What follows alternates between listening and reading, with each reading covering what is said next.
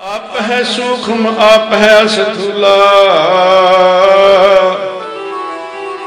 लखी न जाई नानक लीला।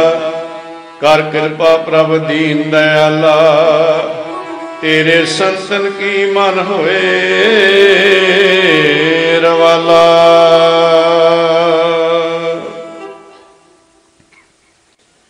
गुरु प्यारे साध संगत जीओ, आओ सब माई भाई गुरु चरनां नाल जुड़दे होए फतेह दा सिमरन करिए। वाहिगुरू जी का खालसा वाहिगुरू जी की फतेह।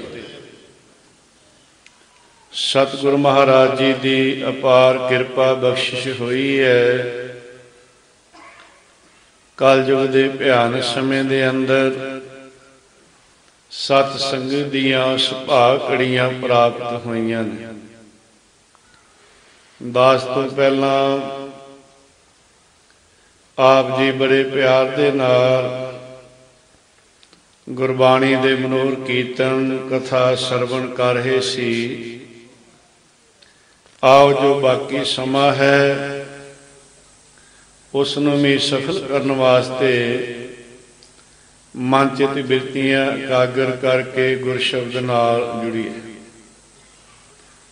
पिछले दीवान दे विच अपनी विचार हुई, आप नारायण कला धार जग में परवरे। आ निरंजन है गुरु नानक धार के मूर्त है जग आयो। लोक सुनियो परलोक सुनियो विद लोक सुनियो सब दर्शन पायो। संगत पार तारन को गुरु नानक साहिब पंथ चलायो। वाहिगुरु गुरु नानक साहिब धार के मूर्त है जग आया। जिस वेले इस संसार जगत दे अंदर अंधकार छा गया, अज्ञानता दे विच संसार दुखी सी। धर्म दे चारे पैर कमजोर हो चुके सन। राजे कसाईयां वाले रूप धारण कर चुके सन। तीर्थां ते पखंड ते भरम प्रधान हो गए। विद्वान सच नूं भुल के कराहे पै गए। साधुआं दे अंदर भी कमजोरियां आ गईयां। रिधियां सिद्धियां विच पै के वो असली राह तो खुंज गए। दूसरे पासे ये मनुख जिहड़ा सी चौ वर्णां दे विच वंडिया जा चुका सी। पहले ब्राह्मण, दूसरे क्षत्री, तीसरे वैश्य, चौथे शूद्र। जात पात का वितकरा वध गया अते एक दूसरे के परछावें तो भी डर लगे। अड अड जातां दे नां ते धर्म मंदिर बन लगे। एक दूसरे के नाल नफरत हो गई। इस्त्री जाति का बड़ा निरादर हो रहा सी। जिस पासे देखो गुर बिन घोर अंधार, गुरु बिन समझ न आवे, ऐसी हालत हो चुकी सी। ऐसे समय जो धर्म का धौल वो पुकार उठिया। धरती पुकार उठी, जीव पुकार उठे।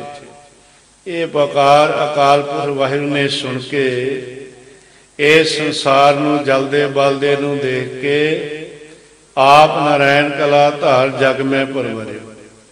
अकाल पुरख वाहिगुरू जी सतगुर स्वरूप च प्रगट होए। सतगुरु नानक प्रगटिया, मिटी धुंध जग चानन होआ। ज्यों का सूरज निकलिया, तारे छिपे अंधेर पलोआ। सतगुरु सच्चे पातशाह प्रगट होए ने। क्योंकि अकाल पुरख वाहिगुरू जन्म मरण तो रहत है ते वो सतगुरु भी जन्म मरण तो रहत है। जेड़े नाम जप के उस भेद हो जाते हैं वो भी सदा वास्ते जन्म मरण तो रहत हो जाते हैं। जम्मण मरना तिन कहो जो हर लड़ लागे। सो सतगुर प्रगट होए।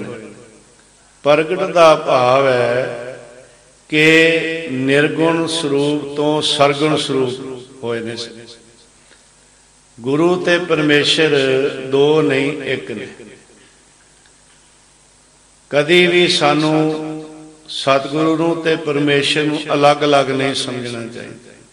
गुर परमेश्वर एको जान, गुर गोविंद गोविंद गुरु है, नानक भेद न पाए। अकाल पुरख का सरगुण स्वरूप सतगुरु है, सतगुरु जी का निर्गुण स्वरूप वाहिगुरु है। दसों पातशाह महाराज जी ने भी हजूर साहब की पावन धरती ते अपने जो तीन स्वरूप दसे, पहला निर्गुण स्वरूप त्रैगुण तो न्यारा, दूसरा शब्द स्वरूप, तीसरा खालसा। सो जो सतगुरु है आप वाहिगुरु ही है। आप नारायण कला ता जग में परवाए। सतगुरु वाहिगुरु एक है। सो वाहिगुरु जी ने अपने आप नूं सतगुर स्वरूप च प्रगट किया। सतगुर नानक प्रगटिया ते भाई साहब भाई गुरदास जी कहते ने सतगुरु सच्चे पातशाह जी दे संसार ते प्रगट होण नाल मिटी धुंध जग चानण होआ। इत्थे धुंध शब्द वरत्या उन्होंने। एक तां हनेरा हुंदा है, काला हनेरा, एक चिट्टा जिन्हों धुंध कहते। सो ये दोवें मनुख वास्ते खतरनाक, पर हनेरे नालों जिहड़ी धुंध है वो ज़्यादा खतरनाक होया करदी है। आम तुसीं देखो हनेरे दे विच लाइट जगाओ, अंधेरा दूर हो जाता है, पर धुंध दे विच जिहड़ी लाइट है वो भी पूरा काम नहीं करती। भाव धुंध एडी खतरनाक होंदी। सच्चे पातशाह दे आउण तो पहला ये दोवें किस्म का हनेरा जिहड़ा सी इस संसार दे अंदर सी। एक तां जिहड़ा जुल्म हो रहा सी और चारे पासे भाव धर्म दे चारे पैर कमजोर हो चुके सन। ये जिहड़ा धुन का इशारा है ना भाई साहब का, ये उन्हां वास्ते है जिहड़े बाहरों तां चिट्टे नज़र आउंदे सी, बाहरों तां धर्मी नज़र आउंदे सी, पर वो अंदरों धर्मी नहीं सी। भाव जिथे होर जुल्म हो रहा सी उत्थे संसार दे अंदर ऐसा भी सी कि बाहरों अपने आप नूं धर्मी होंदे सी, लेकिन अंदरों धर्मी नहीं सन। जिवें सज्जन ठग सी, बाहरले पासे अद्धा लिबास हिंदुआं दा पाया, अद्धा लिबास इस्लाम दा है। अपनी हवेली दे अंदर मस्जिद भी बनाई हुई, मंदिर भी बनाया हुआ। जे कोई इस्लाम वाला हुंदा कहंदा वाह बड़े चंगे भाग तुहाडे दर्शन होए, आ तुहाडे वास्ते मस्जिद बनी है, इत्थे नमाज तुसीं पढ़ सकदे। हिंदू आउंदा कहंदा धन भाग तुहाडे दर्शन। मैं तां हाँ ही सब दा संग। अद्धा लिबास हिंदुआं दा, अद्धा इस्लाम वालिआं दा। आ तुहाडे वास्ते मैं मंदिर बनाया और तुसीं इत्थे पूजा कर सकदे। कितना वड्डा धोखा सी साध संगत। सो ऐसे जिहड़े लोग सन जिन्हां बारे गुरु ग्रंथ साहिब महाराज अंदर बचन आउंदा, तत्ती तोए ना पलवै जे जल डुब्बी ते। इहदा मतलब की है? जे औड़ लगी होवे तां उस नूं पानी दी लोड़ है। बरसात पै जावे, वो जिहड़ी औड़ नाल खेती सुक्की है, बनस्पति सुक्की है, बारिश पै जाएगी, पानी मिल जाएगा, उहदी प्यास दूर हो जाएगी, औड़ दूर हो जाएगी, वो सुक्की खेती हरी हो जाएगी। पर जिहड़ी पानी मारी खेती है, हड़ दे नाल ज़्यादा पानी आ जावे, वो खेती जिहड़ी है मारी जावे, वो पानी नाल हरी नहीं होंदी। उस एक तां ओह सन प्यारिओ, भाव जिन्हां नूं जिवें खेती औड़ी हुई है, पानी की लोड़ है, पर जिहड़ी पानी मारी खेती है उन्होंने ठीक कौन करे? ये जिहड़ी धुंध सी ना चिट्टी, ये पानी मारी खेती सी। जिहड़े ऐसे धर्म के अड्डियां ते बैठे हुए सी, अपने आप नूं धर्मी खवाउंदे सी, लेकिन अपने आप भी धोखा दे रहे सन, दुनिया नूं भी धोखा दे रहे सन। सो ये अंधेरे नालों जिहड़ी धुंध है ना, ये ज़्यादा खतरनाक हुंदी है। सतगुरु सच्चे पातशाह जी दे संसार ते प्रगट होण नाल सतगुरु नानक प्रगटिया, मिटी धुंध जग चानन हो। सतगुरु सच्चे पातशाह जी ने संसार ते आके ऐसा ज्ञान का प्रकाश किया। आ जिवें सूरज जिहड़ा चढ़दा, भावें सूरज तां चढ़िया ही रहिंदा, धरती सामने आउंदी है, उत्थे प्रकाश हो जाता है, दूसरे पासे हनेरा। अपनी बोली विच आपां कहने सूरज चढ़ गया, सूरज डुब गया। सूरज चढ़दा डुबदा नहीं, तो चढ़िया होया। पर अपनी एक बोली है, सूरज चढ़दा है, हनेरा दूर हो जाता है ते प्रकाश हो जाता है। ज्ञान का सूरज सतगुरु सच्चे पातशाह, ज्यों कर सूरज निकले तारे छिपे अंधेर पलोआ। रात के समय तारे बहुत नजर आउंदे, पर वो जिहड़े तारे ने वो धरती का अंधेरा दूर नहीं कर सकते, गिनती विच तां बहुत। गुरु नानक साहब महाराज जी के संसार ते आउण तो पहला पंथ तां बहुत चल रहे सन, पर तारियां वर्गे सन। वो संसार के मना का अंधकार दूर नहीं सी कर सकते। गुरु तो बथेरे सी, गोरख वर्गे भी सन, होर भी बथेरे सन, पर वो तारियां वांगू टमटमाउंदे सी, नजर तो आउंदे सन, पर धरती का अंधेरा जिवें दूर नहीं कर सकते तारे, इस तरह वो संसार के मना का जिहड़ा अंधकार है, क्योंकि सारा जिहड़ा दुख है संसार का वो है अज्ञान करके। अज्ञान दूर हुंदा है ज्ञान नाल। ज्ञान की बख्शिश हुंदी है सतगुरु तो। पायरे गुर बिन ज्ञान न होए, पूछो बन में नारद वेद व्यास होए। इस करके जिन्ना चिर समर्थ सतगुरु कृपा नहीं करता, अंधकार दूर नहीं हुंदा। भाई साहब कहते सतगुरु सच्चे पातशाह ज्ञान दे सूरज, ज्यों का सूरज निकले। कहते हुण जदों सूरज निकलदा है ना, वो तारियां नूं नहीं कुछ कहंदा। तारियां दी जिहड़ी चमक दमक है अपने आप ही जिहड़ी है घट जांदी है। दिने तारे नजर नहीं आउंदे, सूरज ने किसी नूं कुछ कहा नहीं। सूरज का प्रकाश ही तेज ही इन्ना हुंदा है कि उहदे प्रकाश उहदे तेज विच जिहड़े तारे ने ना, तारे छिपे। देखो ते अगला नाल जिहड़ा बचन भाई साहब दा कहते अंधेर पलोआ। दो चीज़ां, एक तां धुंध भी मिट गई, जिहड़े भाव थां थां ते भुल्ले फिरदे सी, धर्म दे नां ते दुनिया नूं ठग रहे सन, वो भी धुंध दूर होई। इसे करके गुरु बाबा जी तीर्थां ते गए ते दूसरे पासे जिहड़ा अंधकार अंधेरा वो भी अज्ञान रूपी अंधेरा भी दूर होया। सतगुरु सच्चे पातशाह जी दे प्रगट होण दे नाल ये संसार उत्ते एडियां वड्डियां बख्शियां होईयां ने। जदों अकाल पुरख वाहिगुरू जी सतगुर स्वरूप च प्रगट होए, रोम रोम कोट ब्रह्मांड को निवास जास, मानस अवतार धार दर्श दसाए। उस वेले की होया, मिट्टी धुंध जग चानन हो।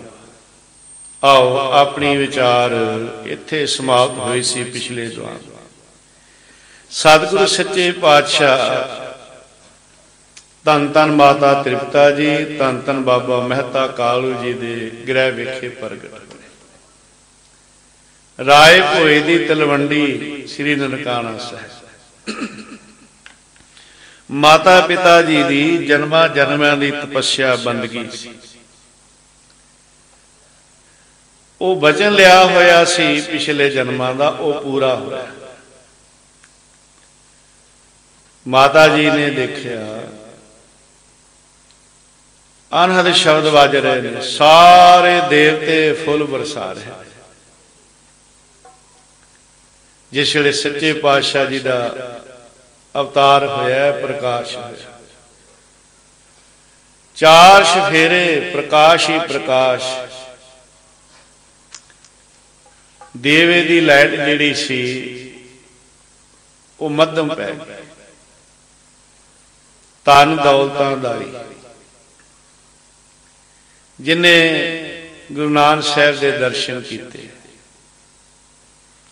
ਦੌਲਤਾਂ ਦਾਈ ਦਰਸ਼ਨ ਕਰਕੇ ਕਹਿੰਦੀ ਮੈਂ ਤਾਂ ਭਾਗਾ ਵਾਲੀ ਹਾਂ।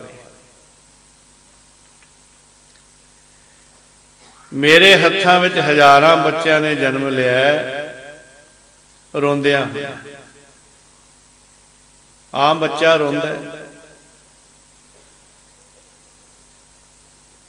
ਆਂਡਿਆਂ ਵਿੱਚੋਂ ਬੱਚੇ ਜਨਮ ਲੈਂਦੇ ਨੇ ਚਹਿ ਚਹਾਉਂਦੇ। ਚੁਪਾਏ ਜਾਨਵਰ ਨੇ, ਉਹਨਾਂ ਦੇ ਬੱਚਿਆਂ ਦਾ ਜਨਮ ਹੁੰਦਾ ਚੁੱਪਚਾਪ ਹੈ।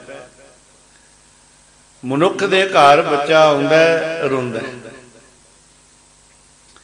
ਇਹਦੀ ਜ਼ਿੰਦਗੀ ਰੋਣ ਤੋਂ ਸ਼ੁਰੂ ਹੁੰਦੀ ਹੈ, ਸਾਰੀ ਜ਼ਿੰਦਗੀ ਰੋਈ ਜਾਂਦਾ, ਭਾਵੇਂ ਕਿੰਨਾ ਕੁਝ ਮਿਲ ਜਾਵੇ। ਇਸੇ ਆ ਵੀ ਚਾਹੀਦਾ, ਆ ਵੀ ਚਾਹੀਦਾ, ਆ ਵੀ ਨਹੀਂ ਮਿਲੇ, ਆ ਵੀ ਨਹੀਂ।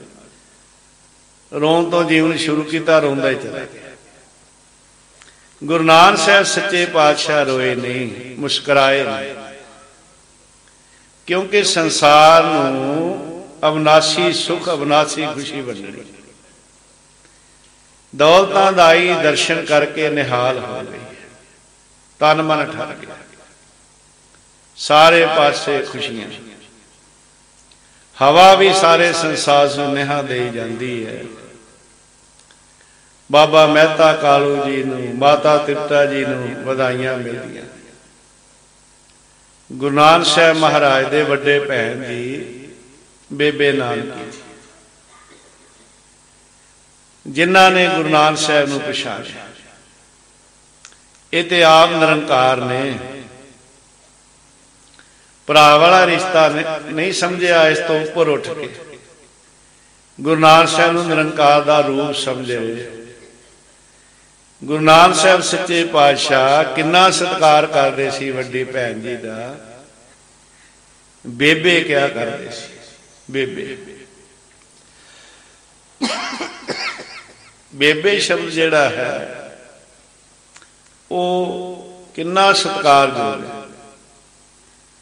ਮਾਤਾ ਨੂੰ ਵੀ ਬੇਬੇ ਆਖਿਆ ਜਾਂਦਾ ਹੈ, ਦਾਦੀ ਨੂੰ ਵੀ ਬੇਬੇ ਆਖਿਆ ਜਾਂਦਾ ਹੈ। ਆਮ ਵਿਚਾਰ ਹੈ ਵੱਡਾ ਭਰਾ ਪਿਤਾ ਬਰਾਬਰ, ਛੋਟਾ ਭਰਾ ਪੁੱਤਰਾਂ ਵਰਗਾ, ਵੱਡੀ ਭਰਜਾਈ ਮਾਵਾਂ ਵਰਗੀ, ਛੋਟੀ ਭਰਜਾਈ ਧੀਆਂ ਵਰਗੀ। ਇਸੇ ਤਰ੍ਹਾਂ ਵੱਡੀ ਭੈਣ ਮਾਵਾਂ ਵਰਗੀ, ਛੋਟੀ ਭੈਣ ਧੀਆਂ ਵਰਗੀ।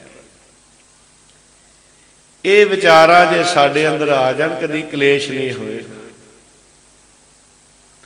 ਧੰਨ ਗੁਰੂ ਨਾਨਕ ਦੇਵ ਮਹਾਰਾਜ ਜੀ ਨੇ ਸਾਨੂੰ ਹਰ ਬਚਨ ਤੇ ਹਰ ਕਰਮ ਤੇ ਬਖਸ਼ਿਸ਼ਾਂ ਕੀਤੀਆਂ। ਸਤਿਕਾਰ ਕਿਵੇਂ ਵੱਡਿਆਂ ਦਾ ਕਰਨਾ। ਸੋ ਆਪ ਜੀ ਦੇ ਵੱਡੇ ਭੈਣ ਜੀ ਬੇਬੇ ਨਾਨਕੀ ਜੀ, ਕਿੰਨੀਆਂ ਖੁਸ਼ੀਆਂ ਹੋਣਗੀਆਂ, ਕਿੰਨੇ ਚਾਅ ਹੋਣਗੇ। ਸੋ ਇਉਂ ਸਮਾਂ ਜਿਹੜਾ ਹੈ ਅੱਗੇ ਚੱਲ ਰਿਹਾ। ਜਿਉਂ-ਜਿਉਂ ਸਮਾਂ ਚੱਲਦਾ ਹੈ, ਸੱਚੇ ਪਾਤਸ਼ਾਹ ਬਾਲਾ ਪ੍ਰੀਤਮ ਰਿੜਦੇ ਨੇ, ਫਿਰ ਘਰ ਵਿੱਚ ਚੱਲਣ ਲੱਗ ਪਏ। ਕਿਵੇਂ ਸੋਹਣੇ ਸੋਹਣੇ ਚਰਨ ਰੱਖ ਰਹੇ ਨੇ, ਜਿਹੜਾ ਕੋਈ ਦੇਖਦਾ ਨਿਹਾਲ ਹੋ ਜਾਂਦਾ। ਐਸਾ ਹੁੰਦਾ ਹੈ ਕਿ ਜਿਸ ਵੇਲੇ ਬਾਬਾ ਮਹਿਤਾ ਕਾਲੂ ਜੀ ਹਰਦਿਆਲ ਪੰਡਤ ਦੇ ਕੋਲ ਜਾਂਦੇ, ਪਾਂਦੇ ਦੇ ਕੋਲ ਜਾਂਦੇ। ਪਾਂਦੇ ਜੀ ਆਓ ਦੇਖੋ, ਇਹਨਾਂ ਦਾ ਨਾਮ ਰੱਖਣਾ। ਹਰਦਿਆਲ ਪਾਂਦਾ ਆਇਆ, ਕਹਿਣ ਲੱਗਾ ਮੈਨੂੰ ਪਹਿਲਾਂ ਦਰਸ਼ਨ ਕਰਾਓ। ਜਿਸ ਵੇਲੇ ਗੁਰੂ ਨਾਨਕ ਸਾਹਿਬ ਦੇ ਦਰਸ਼ਨ हरदयाल पांधे ने कीते, सिर झुकिया। बाबा मेहता कालू जी नूं कहन लगा, इनू किते आम बच्चा ना तुसीं समझो, ये ते कोई महा वड्डे अवतार लगदे ने, ते मैं इन्हां दा नां रखांगा। 13 दिन विचार करदा रहा, 13 दिन। जद सारियां विचारां करदा देखदा ना आउंदा नानक, जद देखदा ना बनदा नानक। जद हरदयाल पांधे ने बाबा मेहता कालू जी नूं दस्सिया कि देखो मेहता कालू जी, इन्हां दा जिहड़ा नां है ना वो नानक आउंदा है। बाबा मेहता कालू जी कहंदे हरदयाल पांधे नूं, कहंदे आ नां तां हिंदू ते मुसलमानां दा साझा नां है, असीं बेदी खोलदे हां ते आ नां तां उधर भी मिलदा उधर भी मिलदा। हरदयाल पांधा कहन लगा बाबा मेहता कालू जी नूं, कहंदे देखो 13 दिन हो गए मैनूं, और मेरे सामने जो विद्या सब कुछ बैठा, इन्हां दा नां नानक ही आउंदा है। ऐ मेहता कालू जी, तुसीं किते एवें ना इन्हां नूं समझिओ, इन्हां नूं सारियां ने मनना, चाहे कोई हिंदू है ते चाहे कोई तुर्क है, सारियां ने इन्हां नूं मनना है। उस वेले हरदयाल पांधा बाबा मेहता कालू जी नूं समझाउंदा। पंडित हरदयाल बाबा मेहता कालू जी नूं कहंदे, एह सिस को मानेंगे दो, हिंदू तुर्क सिख होए सब को, इसके चरण पोत की न्याई, पार परत परमार्थ पाई, संगत करे धरे भव सागर। कहंदे जेड़े एदी संगत करनगे ना, पंडित हरदयाल जी कहंदे बाबा मेहता कालू जी, ये कोई आम बच्चा नहीं, ये तो आप रब आ गया तुहाडे घर। जेड़ा जेड़ा भी इन्हां दी संगत करेगा, सकल जगत माने होए उजागर। कहंदे संगत करे तरह भव सागर, सगल जगत मैं होए उजागर। वो तर जाण, जिवें कोई जहाज ते बैठ जाता है, बेड़े ते बैठ जाता है, पार हो जाता है।